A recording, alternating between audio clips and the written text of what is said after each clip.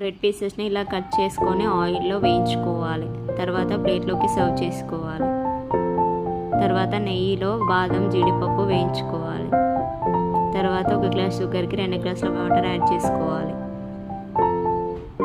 తర్వాత food colour వేసుకోవాలి.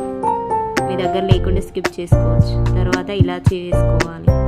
అది మరిగిన తర్వాత కాసేపు అయిన తర్వాత బ్రెడ్ పీసెస్ని వేసుకొని మునిగేలా మంచిగా కలుపుకోవాలి.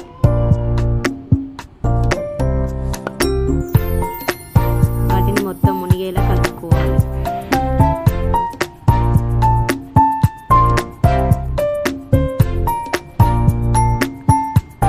ఇలా కలుపుకున్న తర్వాత సిమ్లో పెట్టుకొని కాసేపు అయిన తర్వాత మిల్క్ యాడ్ చేసుకోవాలి.